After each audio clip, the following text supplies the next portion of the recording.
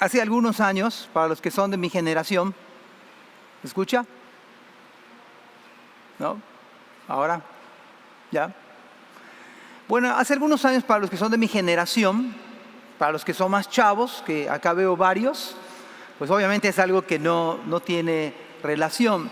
Pero hace algunos años aquí en la península vino un huracán. Ahora nos asustamos con las amenazas de los que pasaron. Pero hace algunos años vino un huracán. Uno es el Isidoro, yo estaba acá en Mérida. En el otro, en el Gilberto, no estaba en Mérida, pero el Isidoro sí estaba.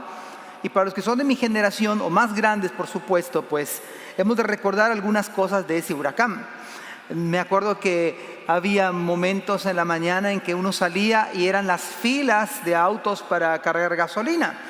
También me acuerdo que muchos supermercados sacaron mercancía que ya estaba echada a perder, obviamente por la falta de energía eléctrica.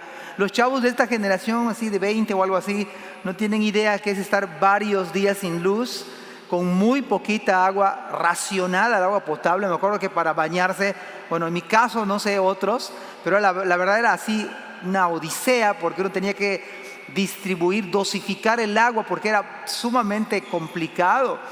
Y me acuerdo también, no sé ustedes, a lo mejor no les fue igual que a mí, pero me acuerdo que pasó como un mes, y en el antiguo Carrefour, un mes después del huracán, que nosotros encontramos un pollo, más bien parecía una paloma, pero no me gusta el pollo rostizado, pero ese día, después de un mes de no comer algo así similar, se me hizo así como caído del cielo.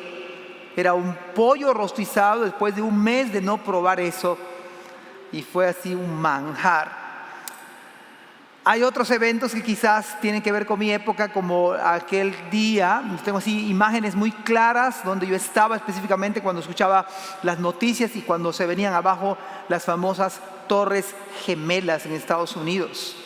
O más aún allá, a los de mi generación les estoy hablando, cuando mataron a Luis Donaldo Colosio. Tengo imágenes en mi mente, momentos, la tarde donde escuchamos las noticias, donde convulsionaron totalmente al país. Y bueno, ante estas situaciones uno podría decir en ese momento, ¿cómo vamos a salir adelante? ¿Cómo vamos a resolver esta ecuación? Y hay cosas que no se han resuelto y hay cosas que se han quedado solamente para hacer una sencilla referencia. Por eso esta mañana me gustaría hablarles cómo prevalecer, incluso cómo crecer en tiempos de dificultad, cómo a la luz de la Biblia, por supuesto, cómo crecer, cómo en tiempos de dificultad crecer, cómo prevalecer en tiempos de pandemia, por ejemplo, o tiempos de crisis netamente hablando. Déjeme decirle, pero antes vamos a orar. Vamos a hablar con el Señor, que Él nos hable a través de su palabra y que nos dé el tiempo para exponerla y que sea tan clara, pero tan buena como siempre es su palabra. Vamos a orar ahí donde están, vamos a hablar con el Señor. Padre, te damos tantas gracias porque tú nos has traído hasta aquí y tú eres el que nos sostiene, Señor. Tú eres el que depositamos nuestra confianza, Señor, y por ti estamos firmes. Es solamente un motivo, Señor, eres tú, y es tu gracia, Padre, que estamos en este lugar escuchando una vez más tu palabra. Que seas exaltado, Señor, no a nosotros, sino a tu nombre, la gloria, en el nombre de Jesús. Amén. Pero quiero darles unos datos al respecto de cómo es esta cuestión de la Biblia y cómo crecer y prevalecer en tiempos de dificultad. Déjenme darle la siguiente nota, porque algunos quizás pensamos que hay mejores escenarios para la iglesia, ¿no? No está mal, estamos orando, estamos cuidándonos, pero unos están esperando como un mejor escenario para que la iglesia actúe. Déjeme darle el dato a la luz del Nuevo Testamento. Nunca la iglesia ha estado en mejor escenario. Nunca hay las mejores condiciones para la iglesia. Lea por favor Hechos capítulo 4 y van a ver cómo Pedro y Juan son encarcelados. Lea por favor el capítulo 7 del libro de los Hechos. Esteban es muerto a pedradas. Lea por favor el capítulo 8 del libro de los Hechos.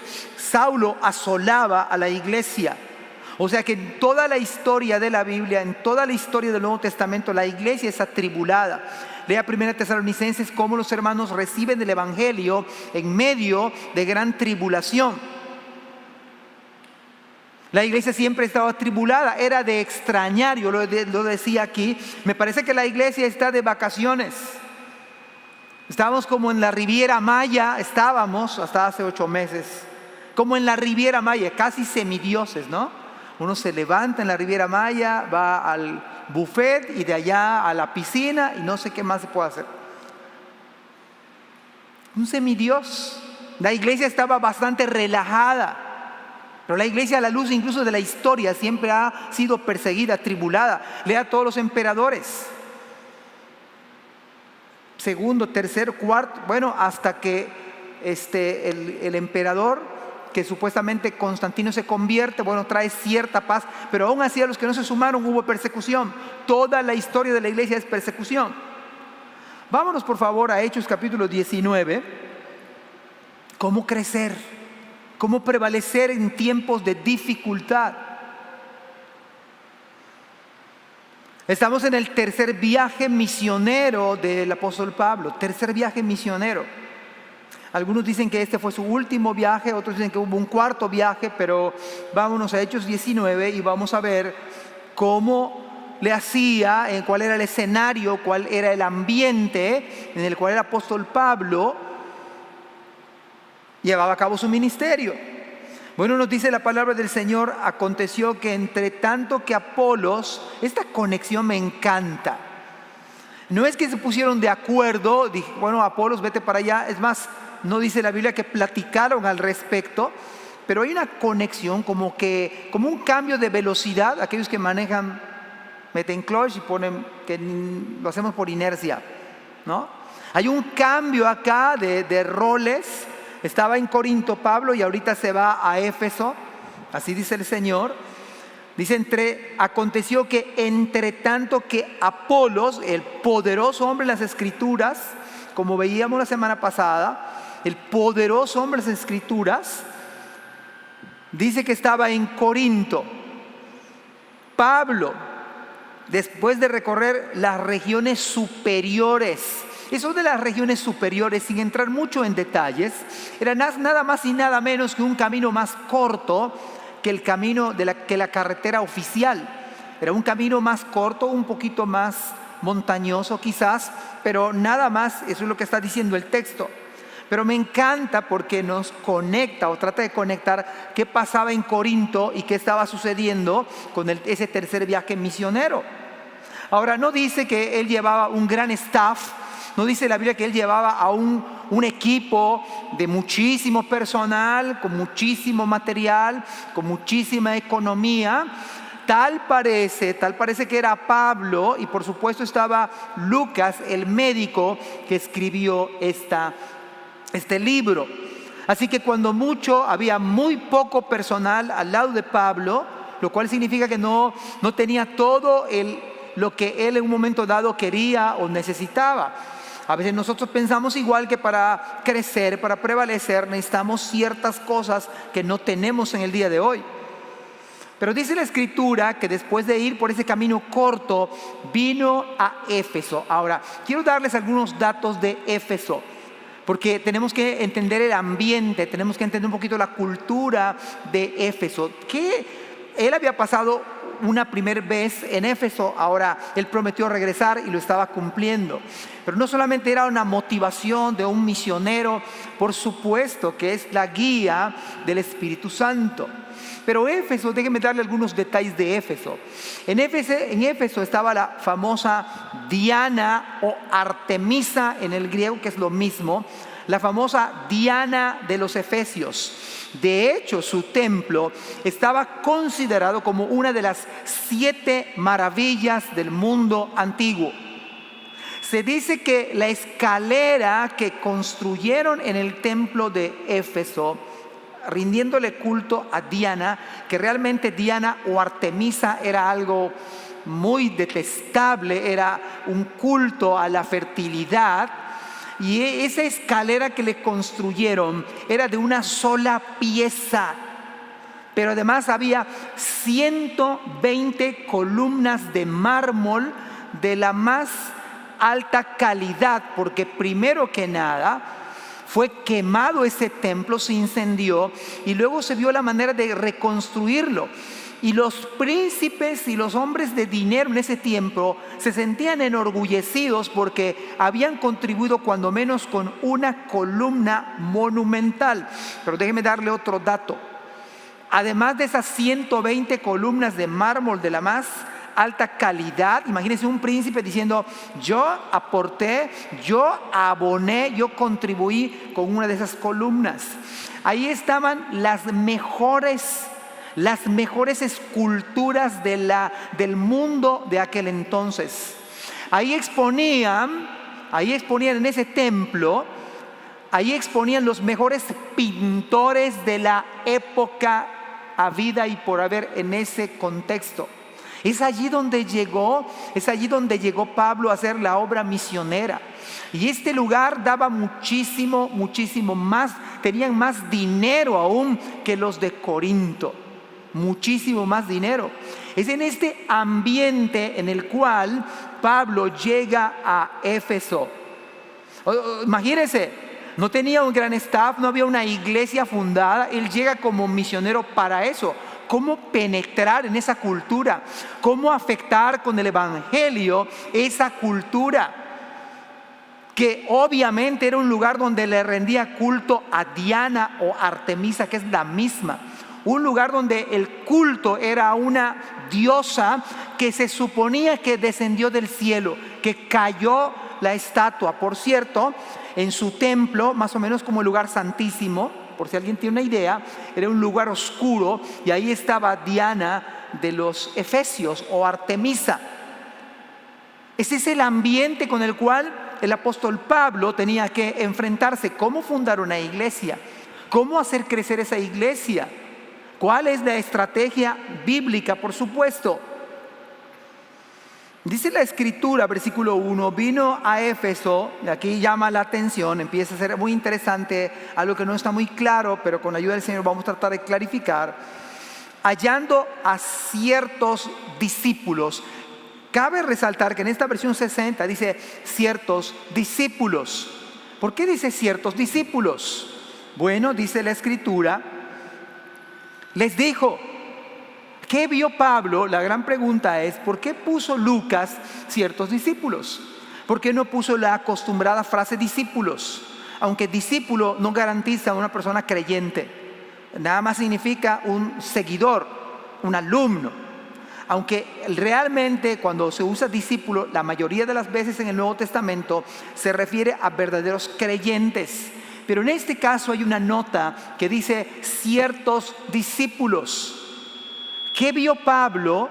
¿Qué vio Lucas? Que después les va a preguntar, les va a hacer dos preguntas bastante, así como algo vio, a lo mejor en su lenguaje, porque algo vio y le dijo, bueno, estos tienen algo raro. Por eso Lucas puso ciertos discípulos.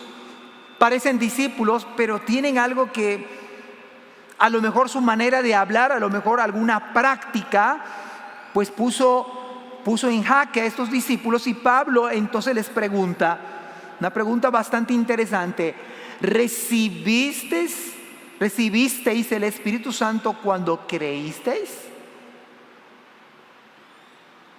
No sé cuántos de los que están aquí podrían decir que sí. O alguien, pues pastor, o alguien que me conteste a la luz del texto, igual que ellos, no sabemos si hay Espíritu Santo. Porque miren la respuesta. Dice, y ellos le dijeron, ni siquiera hemos oído si hay Espíritu Santo. O sea, no habíamos escuchado acerca del Espíritu Santo. Puede ser una persona, un discípulo de Cristo, si no ha oído del Espíritu Santo, si no sabe del Espíritu Santo. Me parece que acá hay algo interesante. Luego dice el texto bíblico, entonces dijo, segunda pregunta interesante, ¿en qué pues fuisteis bautizados? Si no sabes del Espíritu Santo, ¿cómo es que te bautizaste? ¿Cómo es que te bautizaste? Si no has escuchado del Espíritu Santo. Ellos responden, escuchen bien esto, en el bautismo de Juan. Pero ojo, el bautismo de Juan era un bautismo de arrepentimiento.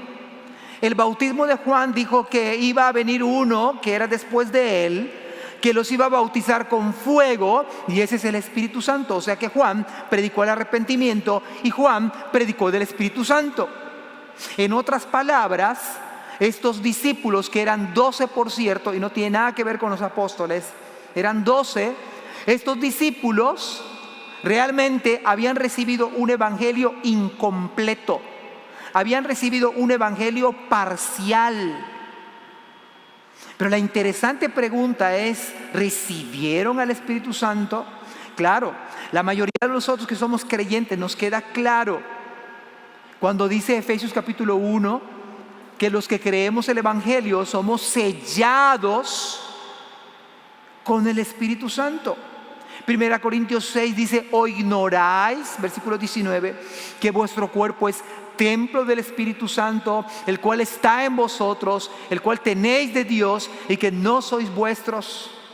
El Espíritu de Dios, el Espíritu Santo da testimonio a vuestro espíritu de que sois hijos de Dios. Un verdadero creyente es el Espíritu Santo que le dice a su espíritu, tú eres creyente, a la luz de la palabra. Pero estos no, recibieron un evangelio incompleto. Y luego, ¿qué más dice la Escritura? Dijo Pablo, Juan bautizó con bautismo de arrepentimiento. Es más, no se sabe exactamente, o más bien, estos ni siquiera fueron bautizados por Juan, porque no tenían la palabra de Juan, porque ni los apóstoles se volvieron a bautizar, ni Cristo mismo se volvió a bautizar. Pero estos, ¿quién los había bautizado? Parece ser que hubo un grupo de discípulos de Juan que se quedaron con una versión parcial. Esto se me hace como unos discípulos como perdidos, como extraviados, como que estaban por algo. El Espíritu Santo hizo que Pablo los localizara, los encontrara. Fue la gracia del Señor, fue la obra de Dios, y los encuentra. Y la primera pregunta es, ¿sabes del Espíritu Santo? Ni nos han hablado, ni nos hemos enterado que hay Espíritu Santo. Esto es grave. Esto es grave. Esto me parece que le puso a pensar a Pablo, y por eso lanza esas dos preguntas. Pero hay algo más. Resulta que en el siglo segundo, esto es para asombro nuestro, un tal Lightfoot dice y refiere que hasta el siglo segundo había discípulos de Juan el Bautista. Esto es de llamar la atención. Pero vamos al texto. Dijo Pablo, Juan bautizó con bautismo de arrepentimiento, diciendo al pueblo que creyesen en aquel que vendría después de él, esto es, en Jesús el Cristo. Eso es lo que dijo Juan. Es más, Juan el Bautista, cuando vio venir a Cristo, él dijo, he aquí el Cordero de Dios que quita el pecado del mundo. En otras palabras, el mensaje de Juan estaba completo, no total en el sentido de que Cristo había resucitado, pero él señalaba a Cristo. Pero estos no les había llegado el evangelio completo en su totalidad, y solo habían recibido un bautismo extraño, un bautismo que no les había llegado. Y claro, es interesante, ¿sabe? Otro detalle es que habían pasado 30 años, o sea, 30 años habían pasado del suceso de Juan el Bautista. Ellos no se sabe por qué no sabían esto. No se sabe por qué razón ellos no habían escuchado ni la resurrección de Cristo, ni de la muerte de Cristo. Ellos les vino una parte del mensaje del evangelio. Pero vamos a seguir leyendo. Cuando oyeron esto, fueron bautizados en el nombre del Señor Jesús. Y habiéndoles impuesto Pablo las manos, vino sobre ellos el Espíritu Santo. Y hablaban en lenguas y profetizaban. Eran por todos unos 12 hombres. ¿Qué había sucedido acá? Hace algunos años no muchos, eso sí es para esta generación. En esta iglesia habíamos terminado una reunión de jóvenes, yo creo que enseñé ese día, y platicando con algunos jóvenes, no voy a decir el nombre por supuesto, yo le pregunté a una persona que es cuándo se había convertido a Cristo, porque ya me había dicho que había sido bautizado o bautizada. Entonces uno da por hecho, ¿no?, que una persona que ya se bautizó es que es creyente porque ya se bautizó. Pero luego me dio una referencia. Yo le preguntaba, ¿cuándo te entregaste a Cristo? Y me dijo, yo me entregué a Cristo aquí en la iglesia, en una de las predicaciones. Entonces me vino así una incógnita tremenda y le dije, a ver. ¿Aquí aceptaste a Cristo? Sí, pastor, aquí entendí el evangelio, me dijo. Pero ya estabas bautizada. ¿Sí? Entonces yo le dije, a la luz de la Biblia, los que creyeron y fueron bautizados. Así que los que recibieron su palabra fueron bautizados. Creer en Jesucristo, esto lo sabemos, es ABC. Me parece que no tiene relevancia. Pero el bautismo, antes de ser bautizado, uno tiene que ser un verdadero creyente, si no, no sirve. Entonces yo le platiqué, pues tienes que volver a bautizarte. Tienes que volver a bautizarte. Me dijo, sí, pastor, me parece bien, es correcto y parece que lo entendió. Lamentablemente sus padres no lo entendieron. Es la parte triste. Porque yo esperaba de que sus papás digan, pues qué bueno. Pero me parece que esta escena de estos 12 se repite en muchas de nuestras iglesias, que pensamos porque algunos pasaron por las aguas del bautismo, pero no han entendido el evangelio completo. No han realmente entendido la claridad. Algunos de jóvenes o muy jóvenes, quizás se emocionaron, quizás porque sus amigos lo hicieron, se sintieron motivados y no entendieron el mensaje del evangelio. Y verdaderamente no fueron creyentes y se bautizaron. Hay que volver a bautizar. Hay que volver a bautizar. Porque el bautismo es H2O, no cambia, son 2 moléculas de hidrógeno y 1 de oxígeno, es todo. Es agua, no hay más. Solo representa lo que ya sucedió por obra del Espíritu Santo. Número 1, la obra del Señor crece, prevalece por el poder del Espíritu Santo. Es el poder del Espíritu Santo que dice Juan capítulo 16, versículo 8 y 9. No es algo que yo haga, yo no me hago creyente, porque la salvación pertenece al Señor. La salvación es de Jehová. Y por eso tenemos a veces una generación de gente no creyente en nuestra iglesia. Gente que está en la lista de membresía, pero no ha entendido el evangelio. Como no ha entendido el evangelio, no hay novedad de vida, no hay cambio, no hay metanoia, no hay un cambio de pensamientos. Es la misma vida de cualquier otro. Y peor aún para los que nacieron en la famosa cuna cristiana, que no hay cuna cristiana, las cunas son cunas. Yo entiendo que lo que quieren decir es que nacieron en un hogar cristiano. Eso no garantiza nada. Pero gloria a Dios por los que obviamente nacieron en un hogar cristiano.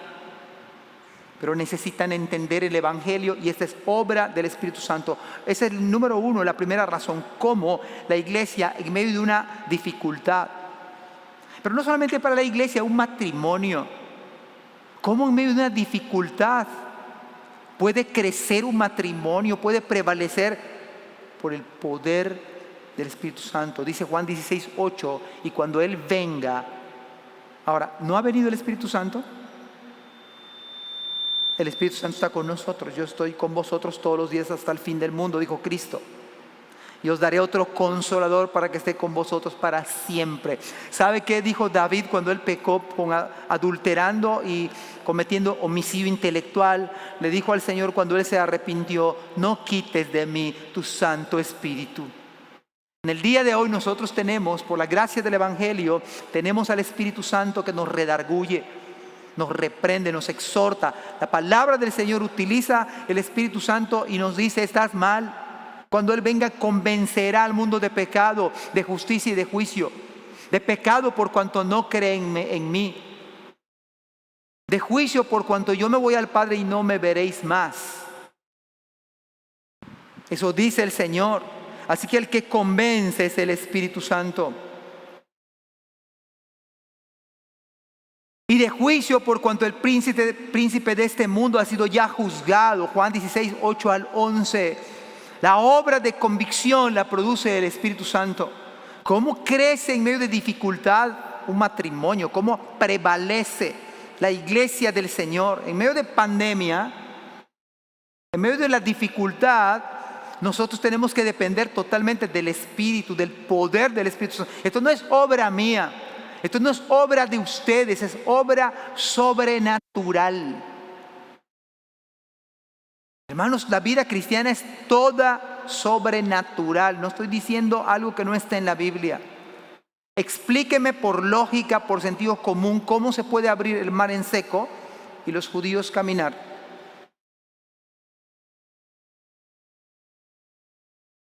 Ni los mejores lugares en cualquier parte del mundo para ver un espectáculo ¿cómo se llama? De los peces. No queda corto ante lo que vieron los ojos de los israelitas caminando en el desierto. O sea, ¿cómo se abre el mar en seco y caminan? ¿Cómo es que Dios envía maná del cielo? Explíquenmelo. La vida cristiana es por fe. ¿Cómo es que una nube se puso en medio del desierto y una columna de fuego? ¿Quién encendió esa columna de fuego? ¿Quién reguló las válvulas de gas? Todo es sobrenatural. Andamos por fe, no por vista. Todo es sobrenatural.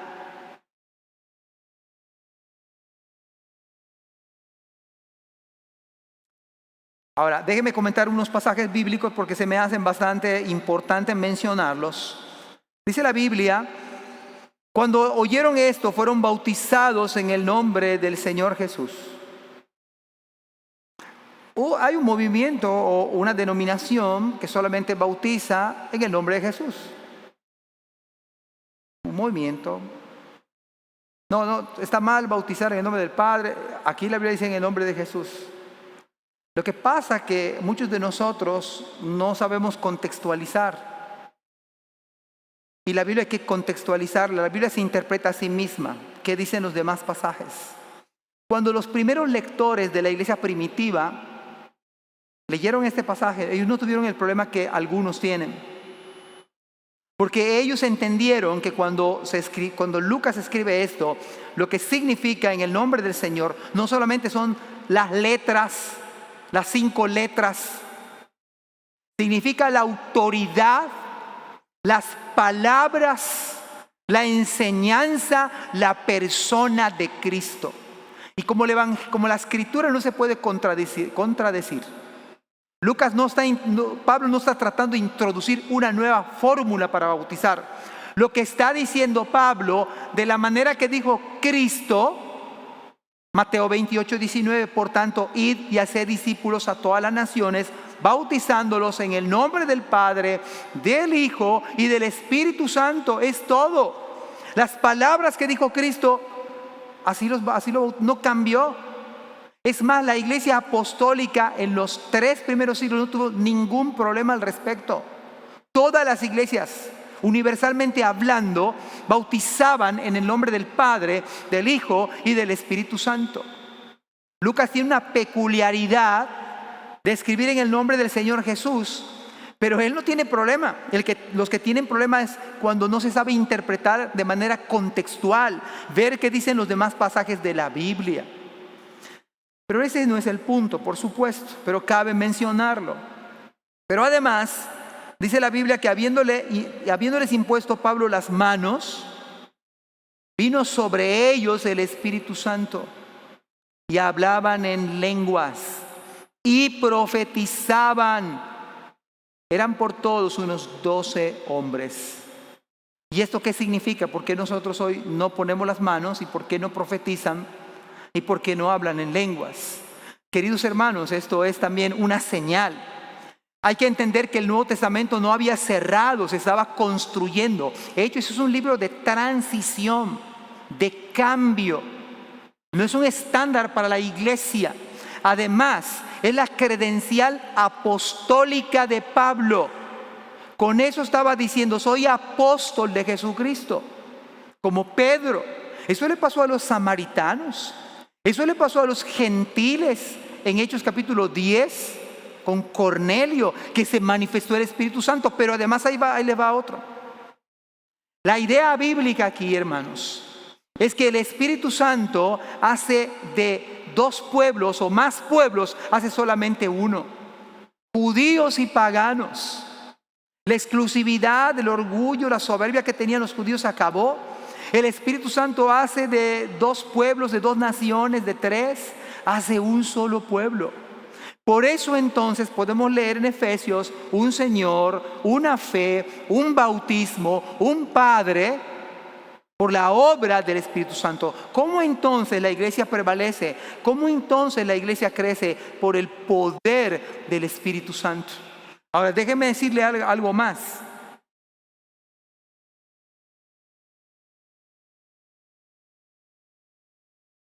Resulta que la obra del Espíritu Santo siempre va a ser glorificar a Cristo.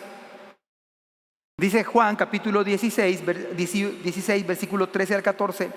Pero cuando venga el Espíritu de verdad, Él os guiará a toda la verdad, porque no hablará por su propia cuenta, sino que hablará todo lo que oyere y os hará saber las cosas que habrán de venir. Dijo Cristo, Él me glorificará. ¿Sabe cuál es la gloriosa obra del Espíritu Santo? Es glorificar a Cristo.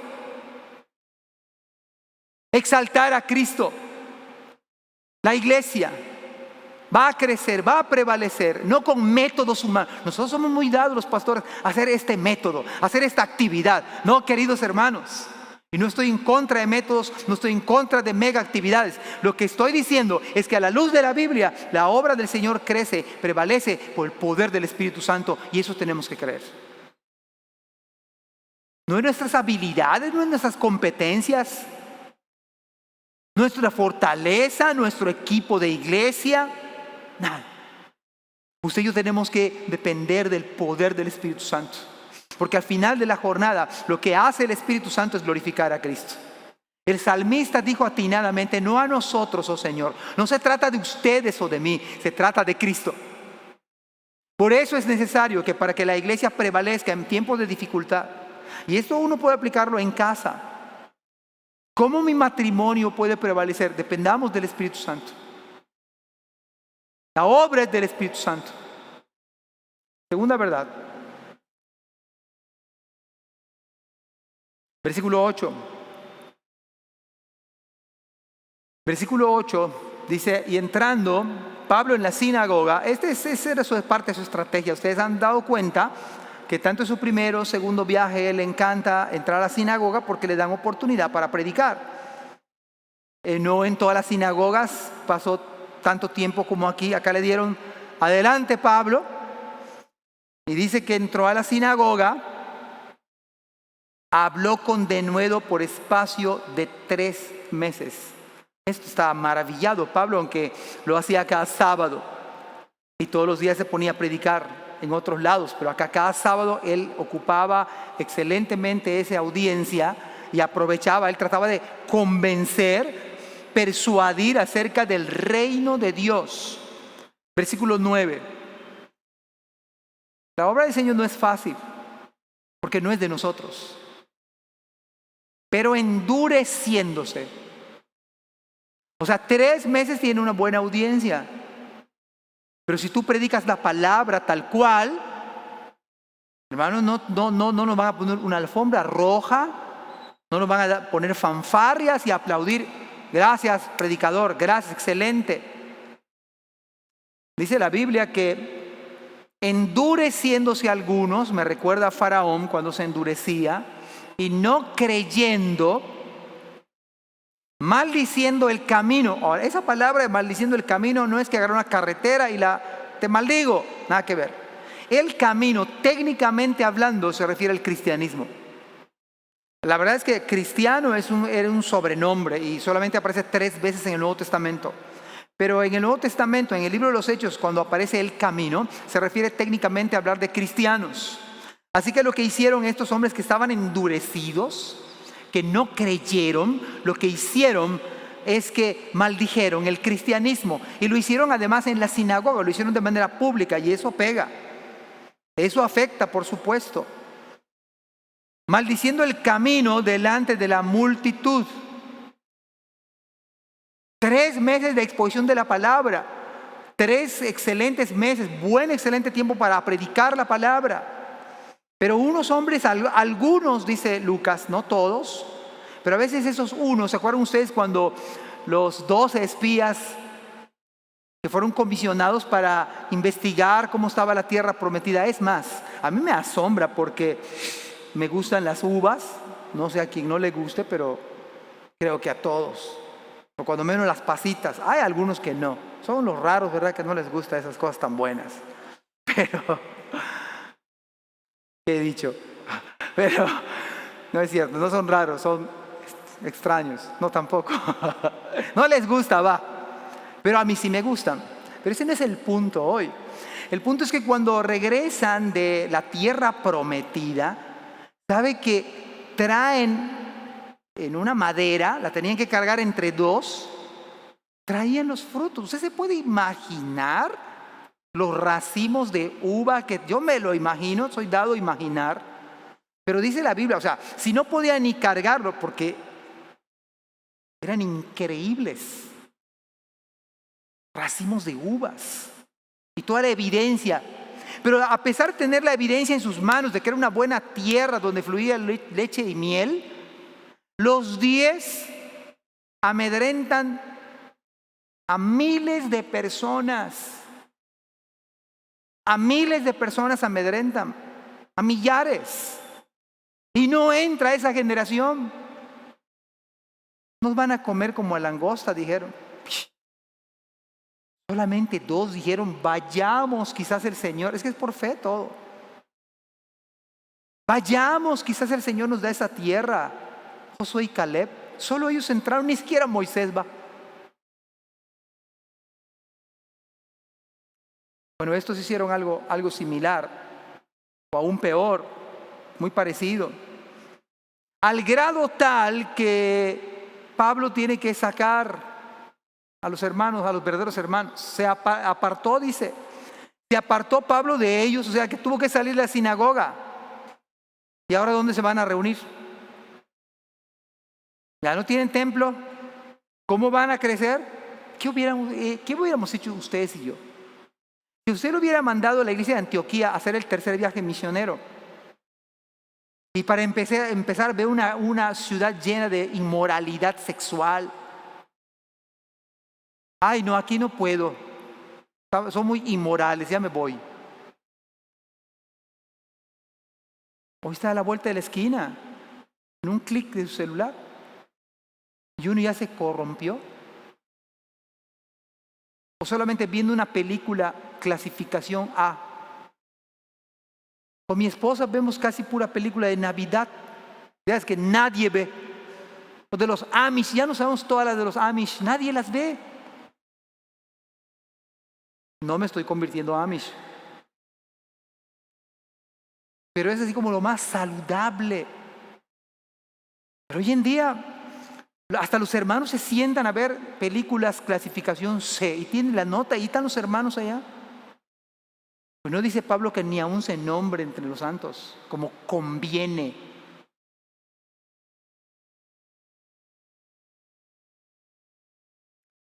Pero ¿qué más dice la Biblia? Se apartó Pablo de ellos y separó a los discípulos. Acá es interesante que no dice ciertos discípulos. Aquí es los nuevos discípulos. Y seguramente los 12 también ya estaban en ese grupo. Saca de la sinagoga, se quedan sin sinagoga, discutiendo cada día en la escuela de uno llamado Tiranno. Se cree que este tirano era un apodo, nosotros le llamamos en el día de hoy tirano. Era un médico y se cree que era maestro y tenía una escuela. Y entonces, como Lucas era médico y él era médico, hubo una conexión y le dijo, bueno, Pablo, enseña aquí, te lo rento, te lo doy prestado, como quieras. Queridos hermanos, la obra de Dios es así. No espere tener un gran staff, no espere tener un gran matrimonio, tener todo el dinero del mundo para ser feliz. Poder del Espíritu Santo. Pero dice la Biblia que a lo mejor sus alumnos le pusieron de apodo. Ya sabe que los alumnos son dados a eso, ¿no? Y probablemente sus alumnos le dijeron, viene el maestro tirano. Y así se registró. Así que se llamaba tirano. Es tirano para nosotros. Pero sea lo que fuere, Dios abrió la puerta de lo imposible. Yo planteaba, ¿qué hubiera hecho usted y yo si nos mandan a nosotros en la obra misionera, en el tercer viaje misionero porque Pablo se enfermó? Y si nos quedamos sin lugar, y si se nos aparece la pandemia, ¿qué vamos a hacer? ¿Se acabó la iglesia?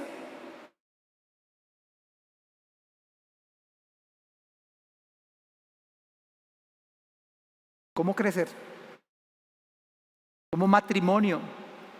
Hay dificultades en los matrimonios. O sea, si su matrimonio no tiene ninguna dificultad, pues ya se murió uno de los dos. ¿Verdad?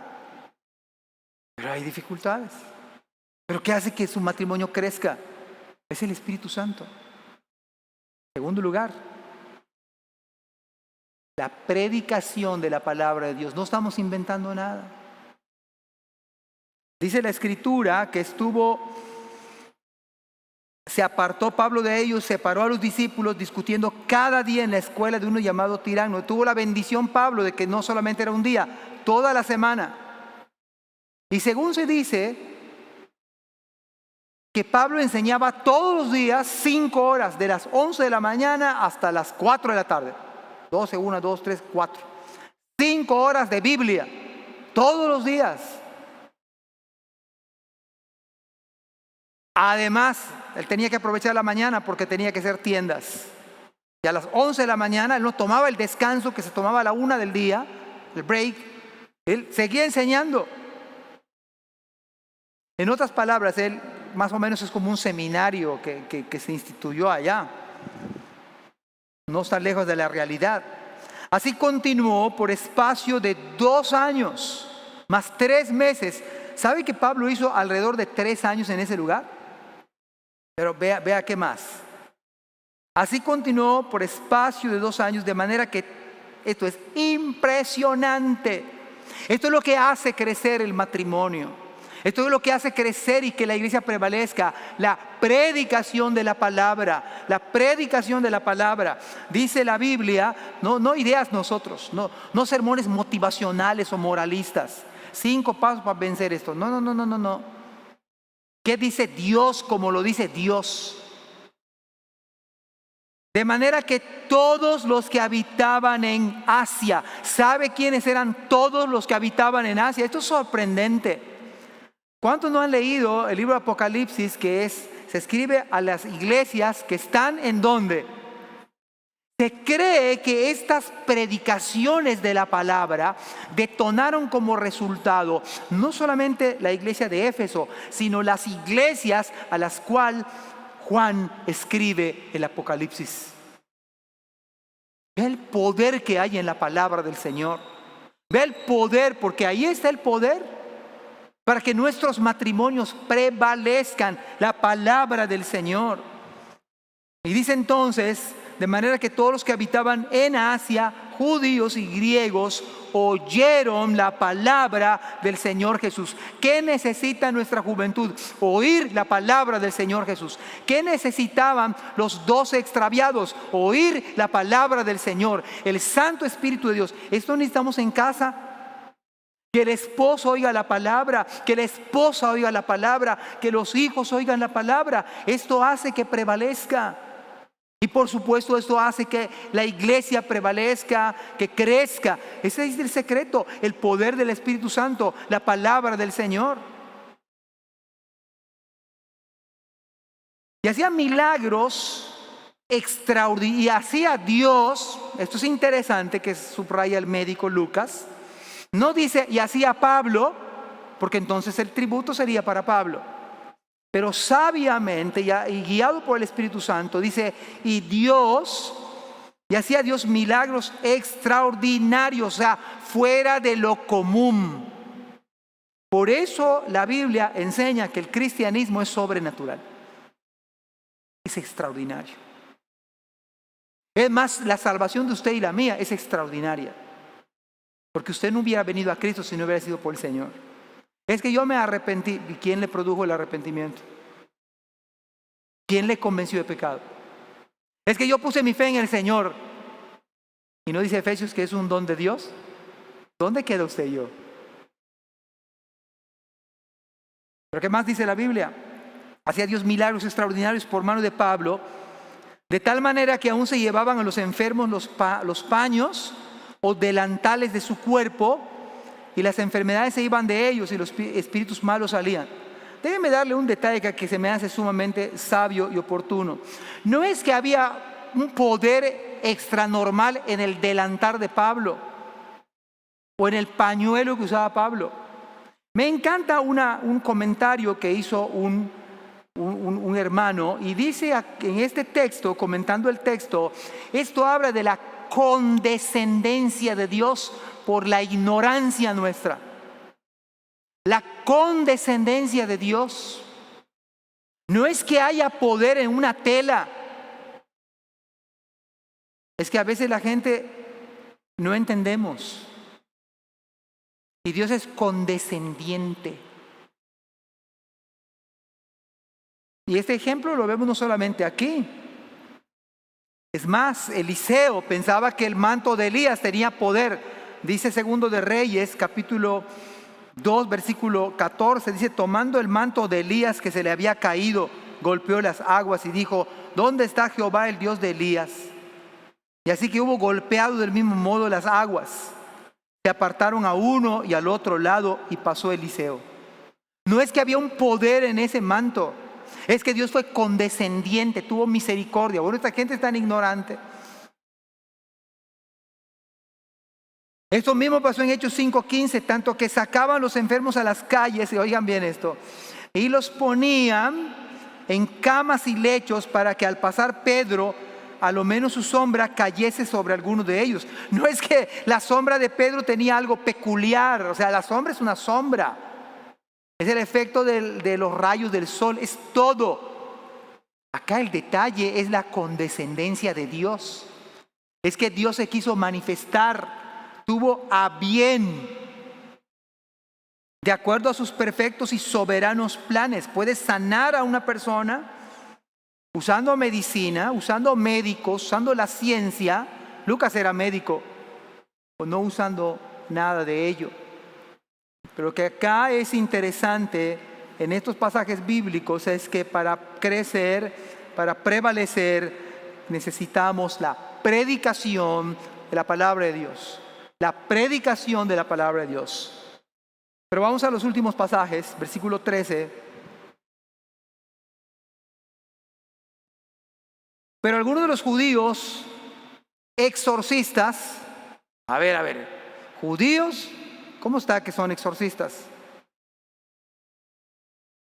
¿Sabe de qué habla este pasaje bíblico?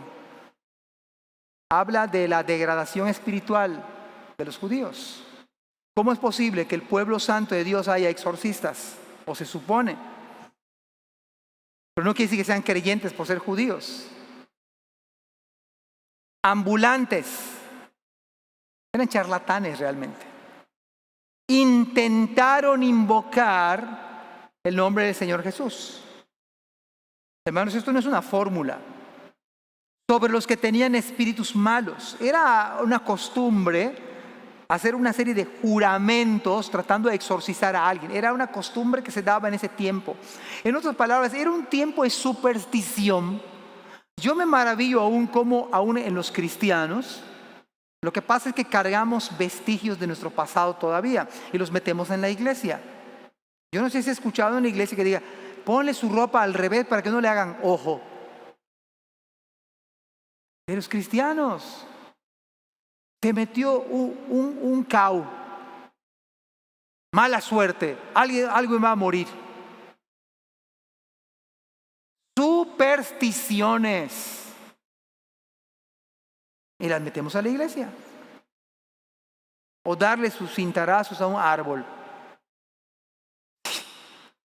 Hermanos, si ni siquiera cintareamos a nuestros hijos y al pobre árbol, ¿por qué? No, pues porque es árbol, ¿no? Supersticiones. Vea lo que se está enfrentando Pablo. Se enfrentó a unos 2 extraviados, la ignorancia de la palabra.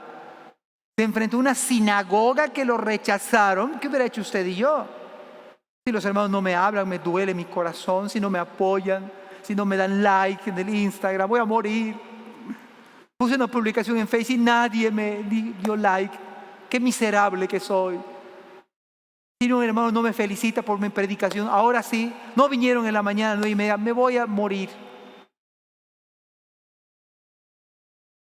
¿Hubiera usted ido al viaje misionero en vez de Pablo? ¿Pero qué más dice la Escritura? Os conjuro por Jesús, el que predica Pablo. Ni siquiera predicaban por sí mismos. Versículo 14, había 7 hijos de un tal Esceva, judío, jefe de los sacerdotes, que hacían esto. Pero respondiendo el espíritu malo, dijo: a Jesús conozco y sé quién es Pablo. Sé quién es Pablo. Pero ustedes, ¿quiénes son? Y el hombre en quien estaba el espíritu malo saltando sobre ellos y dominándolos, pudo más que ellos, de tal manera que huyeron de aquella casa desnudos y heridos. Y esto fue notorio a todos los que habitaban en Éfeso, así judíos como griegos, y tuvieron temor de ellos. Mire lo que dice el texto: y era magnificado el nombre del Señor Jesús. Y muchos de los que habían creído venían confesando y dando cuenta de sus hechos. Asimismo, muchos de los que habían practicado la magia trajeron los libros y los quemaron delante de todos. Y hecha la cuenta de su precio, hallaron que era 50,000 piezas de plata. La tercera verdad: cómo crecer, cómo prevalecer como matrimonio, como iglesia, es el poder del Espíritu Santo. Es la predicación de la palabra. La tercera verdad es la exaltación de Cristo. Es exaltar a Cristo. No es una fórmula. La Escritura dice que por este hecho, este fracaso de exorcismo, dice la Escritura que muchos que habían escuchado la predicación, porque imagínense esta vergüenza total. Además, déjeme decirle algo, el texto nos está arrojando lo siguiente: los demonios sí existen, Satanás sí existe, pero no se vence dándole de panderazos o cantando para machacar la cabeza al diablo. Eso no se vence de esa manera. No se vence ni siquiera abriendo en la sala el Salmo 91 y ni siquiera leerlo. No es un amuleto la Biblia. La manera de vencerlo, según Efesios capítulo 6, es una vida piadosa, dependiendo del Espíritu Santo y sacando la espada del Espíritu, que es la palabra de Dios. Una vida de piedad no es que usted se ponga a pelear con el diablo y reprendiéndolo y atándolo y desatándolo. Eso no está en la Biblia, eso es extrabíblico. Eso no está en la Biblia. Voy a atar. La batalla espiritual que sí la hay. No tenemos lucha contra carne y sangre, sino contra principados, contra potestades, contra los gobernadores de tinieblas de este siglo, contra huestes de maldad. Es una vida piadosa, dependiendo del Santo Espíritu de Dios y usando la palabra de verdad, el escudo de la fe, para que podáis apagar los dardos de fuego del maligno, el yelmo de la salvación. Ese es el Espíritu Santo y la palabra de Dios. No atando, usted no tiene nada que atar. ¿Cómo lo va a atar? ¿Quién le dijo a usted que tiene que atar a Satanás? Esas son las nuevas versiones del cristianismo, no son bíblicas. Satanás existe. Y estos salieron desnudos y heridos, que no eran creyentes. Pero como ya se había predicado la palabra del Señor, el Espíritu Santo utilizó la predicación de la palabra bíblica, sólida, cristocéntrica. Y dice la Escritura que era, y esto fue notorio a todos los que habitaban en Éfeso, donde estaba. Mire cómo, que penetra la cultura, que cambia la sociedad. Es el Evangelio, es Cristo. No nuestras ideas moralistas, humanoides, humanistas, sociológicas, antropológicas. Esto no cambia la sociedad. Es el poder de la palabra que puede cambiar un matrimonio, una iglesia, una ciudad.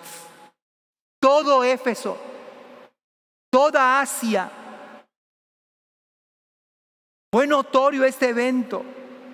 Y entonces dice la Biblia, y era magnificado. ¿Cómo hacer? Que no es una fórmula. ¿Cómo la iglesia crece, prevalece? Es cuando la iglesia magnifica a Cristo, exalta a Cristo. Es cuando usted en su matrimonio dice, no se trata de mí, no se trata de ti, se trata de Cristo. Cuando los hijos dicen, no se trata de mis papás, se trata de Cristo. Cuando en la iglesia pasa eso, se trata de Cristo. Era magnificado, era exaltado. ¿Y sabe que hay resultados? Que eso lo hace Dios. Muchos de los que habían creído, hay dos grupos. Muchos de los que habían creído venían confesando. Ellos mismos decían, ya pecamos, esto hicimos. Pero además, asimismo, muchos de los que habían practicado la magia trajeron los libros. Y traducido en nuestro contexto en el día de hoy se dice que oscilaba entre $500,000 a $1,000,000 en libros. Si alguien me quiere saltar en la casa, robe mis libros, me va a dar mi infarto. ¿Me quieren regalar? Regáleme libros. Pero por más que yo tenga una biblioteca y la junte con el pastor Félix y no sé con quién más, y con Rigo y con todos ellos, no sé si le llegamos a $500,000, no creo. O sea, por más. O sea, imagínense, hermanos, el poder del Espíritu Santo, la predicación de la palabra, la exaltación a Cristo es lo que hace que la iglesia prevalezca. Es lo que hace que la iglesia crezca. Es lo que en medio de la dificultad va a sostenernos. Es la predicación de la palabra, es la exaltación a Cristo y es el poder, la dependencia del Espíritu Santo. Eso dice el Señor. Filipenses 2, 9 y 11, y terminamos con esto, 2 versículos más. Dice, por lo cual Dios también lo exaltó hasta lo sumo y le dio un nombre que es sobre todo nombre, para que en el nombre de Jesús se doble toda rodilla de los que están en los cielos y en la tierra y debajo de la tierra, y toda lengua confiese que Jesucristo es el Señor, para gloria de Dios Padre. Hechos 4:12 dice, y en ningún otro hay salvación, porque no hay otro nombre, no hay otro nombre, no hay otra autoridad, no hay otra persona, no hay otras palabras bajo el cielo dado a los hombres en que podamos ser salvos. Y el versículo 20 dice, así crecía y prevalecía poderosamente la palabra del Señor. Sí, en un ambiente totalmente inmoral, en una sinagoga que expulsó a Pablo y en un ambiente de gente que trataba con demonios, así crecía, así prevalecía la palabra poderosamente del Señor. Esto es lo que necesitamos como iglesia. En medio de esta pandemia, en medio de esta crisis, tenemos que volver nuestros ojos al Evangelio. Tenemos que seguir dependiendo del Espíritu Santo, predicando la palabra del Señor y exaltando a Cristo. Que el Señor nos bendiga en esta mañana. Vamos a orar. Padre, muchas gracias porque se trata de ti, Señor. Esta predicación se trata de ti, no de nosotros. Se trata del poder del Espíritu Santo, Señor. Se trata de la predicación de la palabra. Se trata de la exaltación de tu Hijo Jesús. Y Señor, como matrimonios, como hijos, como iglesia, queremos aferrarnos a estas verdades de tal modo y de tal manera que crezca, que prevalezca poderosamente tu palabra en medio de dificultades, en medio de pruebas, en medio de la pandemia. Señor, te pedimos que siga siendo exaltado. Te alabamos y te bendecimos en el nombre de Jesús. Amén. Que Dios les bendiga.